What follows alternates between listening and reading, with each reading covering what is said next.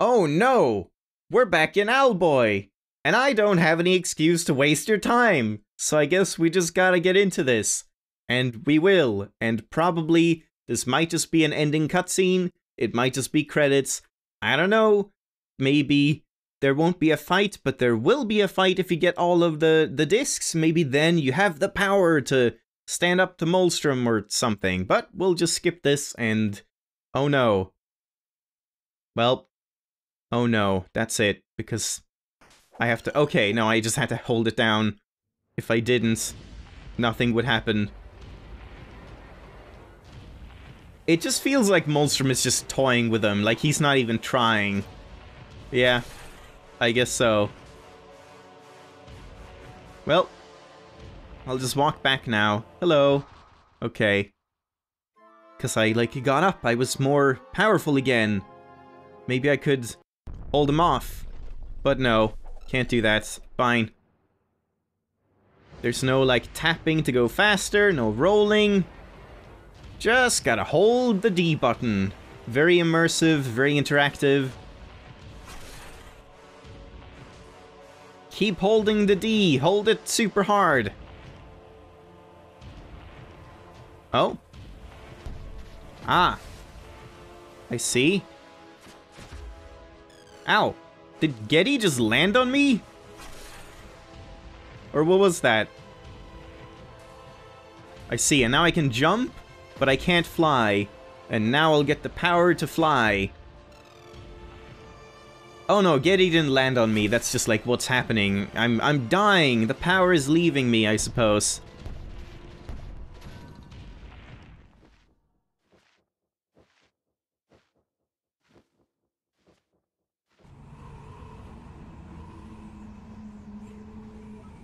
Otis, get out of there!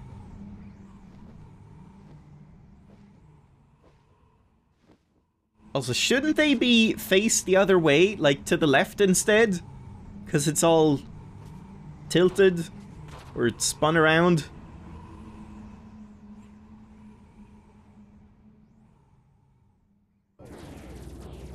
Zap.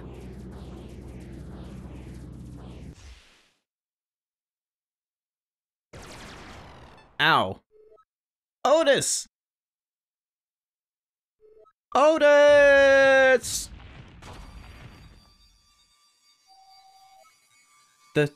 The anti-hex. It's emerging from his body. But is he... So this is what your treachery is about. And he's just gonna smash it.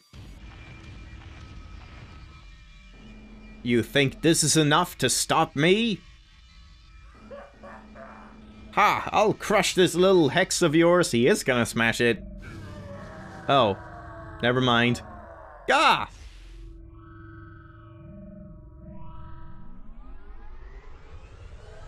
Otis! Someone help Otis! Bye, Otis. Yeah, maybe the discs would give me a shield to defend myself against the thing that shot me. But maybe not. Am I gonna see a vision of ACO? Ah, can't fall down. Too bad. I can spin again. I can't roll, though. Just spin and walk.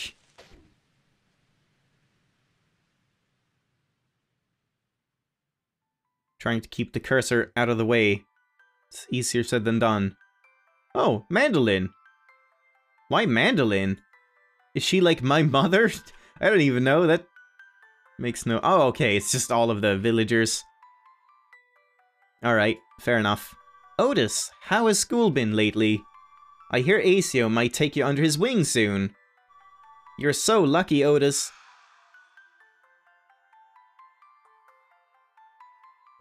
Hi, little Otis. Want to drop by my place sometime with Fib and Bonacci? We'll play drums till the sun sets.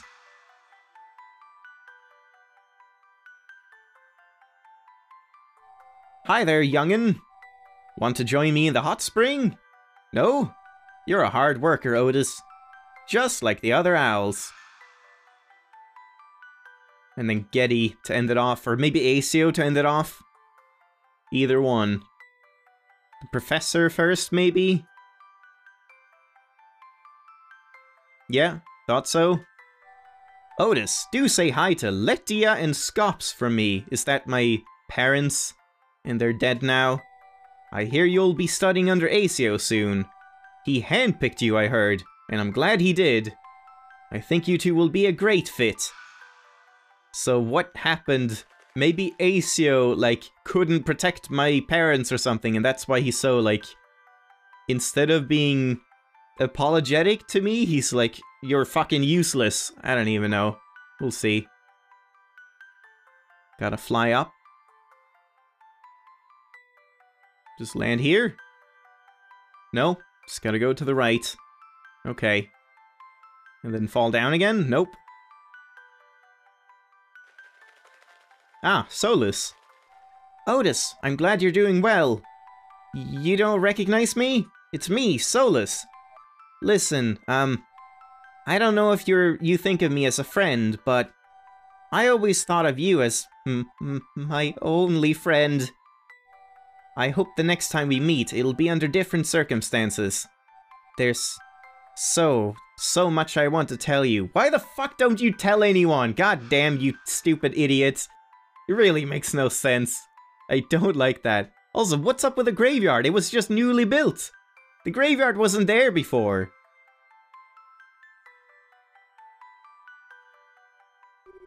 Welcome, Otis. I'm very glad to see you again. You're probably wondering where you are. You're not dreaming. You're seeing visions of the past. And the future! And from today, you may not remember any of it, but it is real. You grew up with good people, Otis. Full of affection for you and hopes for your future. And regret for things said and done. These visions are our gift to you. The truth, I think, is often the greatest gift. Especially since people are so prone to forgetting the things they should cherish most. You must have many questions. Come, sit down. Okay. Oh, I'm gonna speak. Is everyone going to be okay? Getty, Alphonse, Twig, and all the rest? Yes, Otis. You succeeded out there. The fact that you're here means that the anti-hex worked.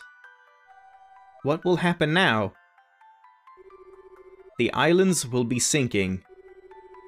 Your generation will know the surface, as we did. Oh, so Aceo is like it. I thought this was like ancient times, like centuries, maybe millennia ago, that the world flew up and then like people just learned to live with it, but apparently it's like a generation ago. Weird. Thanks to you, the world will be whole once again. It will be difficult to adjust to life on the surface after all this time, but it will be overcome. I hope you don't blame us for what we put you through.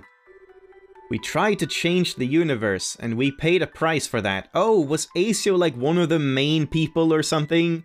One of the main owls that tried to do it or something, and that's why he's been so like guilt-stricken, and maybe he got his parents killed, something like that?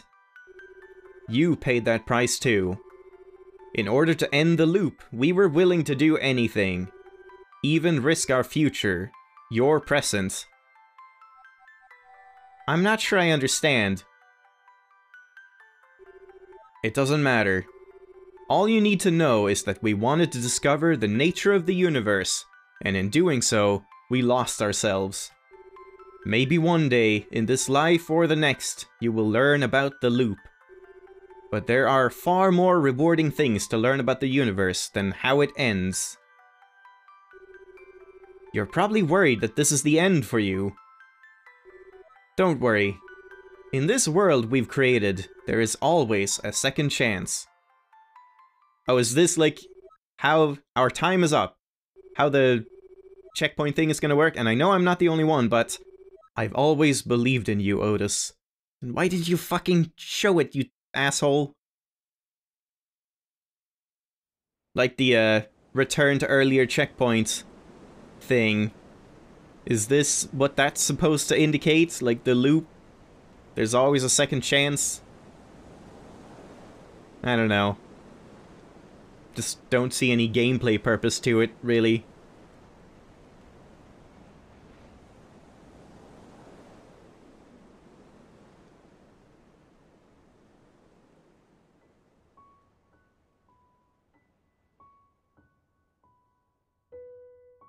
Well, that's an ending, I suppose.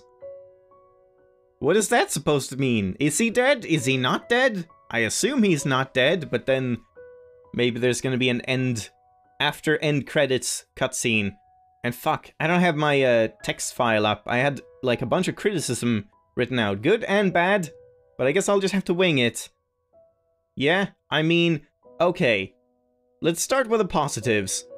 Owlboy is a gorgeous game. Owlboy looks fantastic and timeless, and it's just absolutely amazing. The level of the pixel art and the animations and the backdrops, it's all fantastic, never drops in quality, there's never anything that looks weird or anything. It's all like top-notch graphically, in my opinion. I mean, there's obviously some glitches we saw and like out-of-bounds stuff, but you know, just everything that's designed is really cool, very clever designs or like interesting themes, and the architecture and the like frog machine and the all of that stuff, like the boss design-wise, like visually, everything looks really cool.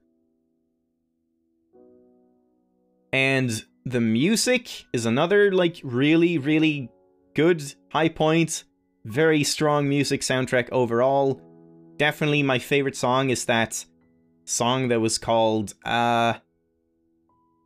it was something about peace, I can't remember. The one that played when we found the hot springs guy up at the thing. Like, that song was fantastic. Instant classic, pretty much. And I guess that's the credits. So let's just wait for a second. Oh, yep, here we go. End of credits, cutscene. And we'll see Otis just climb up. Maybe. Or even be rescued by Asio. Like, Asio will come up with him and land. I'm not sure if I'm supposed to press something. I feel like I'm probably supposed to press something. Oh no! I see the thing in the background. I missed that.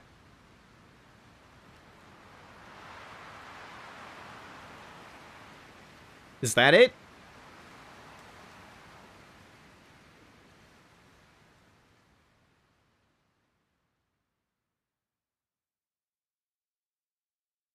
I mean, that doesn't really clarify anything. That was exactly what we saw before. Just Otis falling, and now we just see it from a different angle. We still don't know if he dies or not.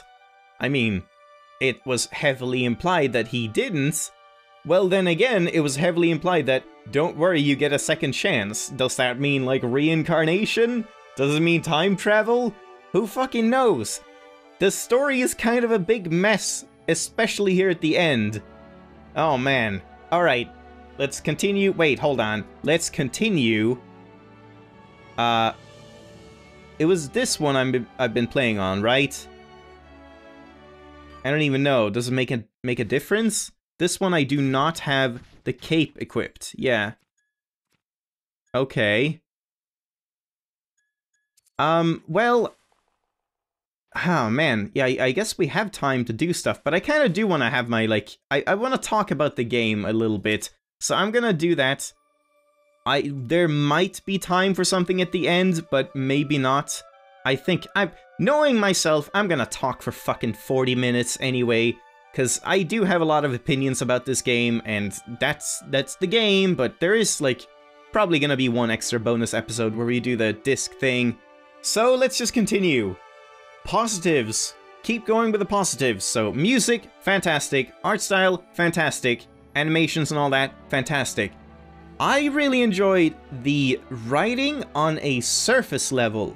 I enjoyed the dialogue and, like, the characters, and not, again, on surface levels, like how they sounded, the writing of each individual dialogue line, and like the Bogwins and Buccaneri, that was really good, and those like smaller characters were all really charming and like unique and stuff, and that was really, really nice. But the overall writing, like the story and the plot and how everything worked and the backstory, that's where I think there are a few more issues, and it's just very unclear, and I guess that's by design, but part of it, like, it just doesn't make any sense, and it feels like the whole loop thing just came out of the blue, like, last 10% of the game, 5% of the game. It's just, oh, the loop and the hex machine and the relics were made for this. Like, sure, we knew about the relics, and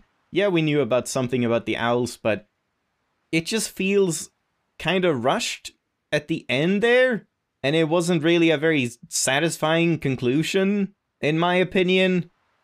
Mainly just for the fact that, like, Solus is a fucking moron. I just can't see any justification for, like, how this was handled.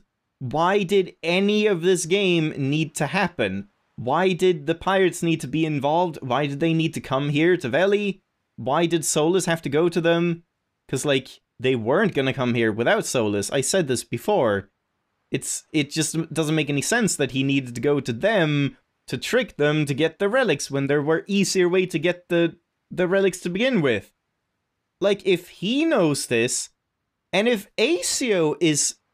What? Yeah, I'm just really baffled. So Asio knew about this already, right? Like, he knows more than he lets on because he was part of it, apparently, right? Because it was like, this generation, or the previous generation, was the one that fucked the world up, apparently. In that case, wouldn't Asio know about the hex machine, and the hex and the anti-hex, all of that stuff? Then he would know, and Strix would know, and Solus knows, and I should know, I suppose. We still don't know why Otis is mute, and, like, what happened to his parents, I suppose. I mean, I guess you're just meant to infer that, oh, the catastrophe, like, killed a lot of people and kind of traumatized Otis, and he's mute and stuff, but still doesn't explain the relationship with Asio, or the fact that, like, none of the actual owls know about this. If it was, like, the previous yeah, really, just Asio. It's all on fucking Asio. Why didn't he help Solus? Why didn't Solus go to him, since he was one of the original owls, apparently? If he even was. Maybe I'm not understanding that right. But, like, that would be a much more reliable way to get the relics safely, without having to kill everyone in Advent. Probably, like, if it was the capital of the world, maybe hundreds of thousands of people. Or at the very least hundreds. I don't even know. Yeah, I just can't really get on board with the story for the second part. And the first part was just kind of, like, generic almost. Like, the surface of the original story was like, oh, you're the little kid that's being bullied and no one believes in you, and then bad things happen to your town and you have to save the day, though I guess in the end you didn't. So that's enough about that, I suppose. Beyond that, we're gonna get into more of the cons, the negatives, the things that I have issues with. So my biggest issue out of all of the issues, the one that, like, really breaks the game for me and just, like, makes me not enjoy it as much as I should have, is just the sheer amount of, like, trial and error, and how it's all designed around just knowing what's gonna happen already. Most of the bosses, except for the first boss, the last boss, and Dirk, I suppose, those were, well, I can't even count Dirk for that. The first boss and the last boss were good because they were clear what you were meant to do. You had enough leeway to learn the patterns on the last boss and then still carry it out. So I think that was, like, a fun boss, but again, maybe a little bit weird on the difficulty scaling, and like the bosses don't ascend in difficulty as the game climbs. It was like very easy for the first one, and then the Owl Temple was fighting Alphonse and Dirk, and that was totally fine. That was a good boss fight as well. Easy to figure out, fairly lenient, so that was great. And then I think, unless I'm missing some boss fights, there was... Yeah, you didn't fight anyone in the Advent attack. So it is just like straight to the lava thing, which was just really annoying and very trial and error-y and stupid hitboxes. And then Dirk was actually a good fight. After you know what you're supposed to do on Dirk, I enjoyed fighting him, and it was fun to find the pattern that worked on him. But once again, it was just pure trial and error. There was no reacting to things. You just had to know exactly what his pattern is at all times, in all phases, or you're going to get hit a lot and die. Because, yeah, it was just impossible to react and anticipate things, which is not really a good way to design bosses. Hitboxes, I've mentioned this before, hitboxes in this game are kind of fucking bullshit. I really don't think Otis's hitbox should be as big as it is. It feels very stupid at times when you just get hit when you're like still halfway, like half of your body's length away from the enemy because of the wingspan or something. You're basically a giant cube or a giant square in terms of a hitbox, it feels like. So that's just another like minor thing, but still it was very annoying and made some of the fights very frustrating because you don't feel like you're getting hit, but you are. And along the same lines, it's almost like they designed the game to have a giant hitbox and you were supposed to get hit a lot. But because of that, they made everything do very little damage, which in my opinion isn't a very good way to design things. Like, I would much rather have it so that hits are punishing, but you can tell what's going to happen, you can avoid them, and you can act accordingly, instead of just face tanking things and just not knowing what the hell is going on and still being okay. Because that doesn't feel very satisfying. It doesn't feel like there's any fairness to that. The camera is another point. The camera is kind of bullshit at many times. The scrolling screen thing, like, it's not even really the camera, it's the level design to go with the camera, where you fly up a screen and then you hit a transition point, and then they have something that's aggroing onto you as soon as you're on this new screen, while the camera is still scrolling up to show you the new screen. Something is already like going at you, like those chain spike ball things and some of the like spiders that shoot webs at you and stuff. That was not cool. That was really stupid. If you have a scrolling screen mechanic, you have to make sure that the player has enough time to adapt to the new screen before you throw stuff at them. Otherwise, it's just bullshit.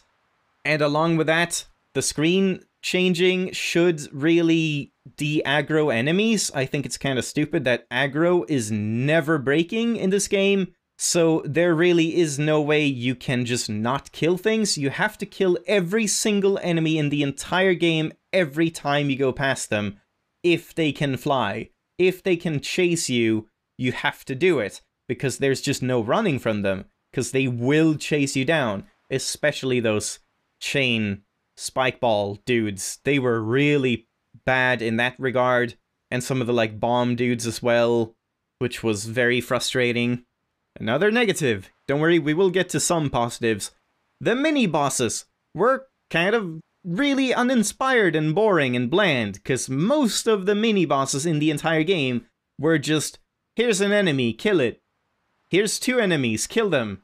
Here's 3 enemies, kill them. Here's 4 enemies, kill them.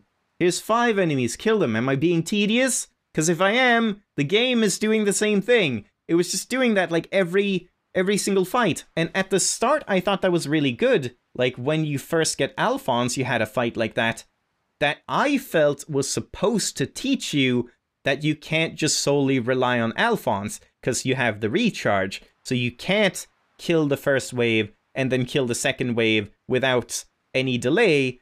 So you have to like switch between Alphonse and Getty. Alphonse is powerful, but has a long cooldown. So teaching about the swapping mechanic was clever.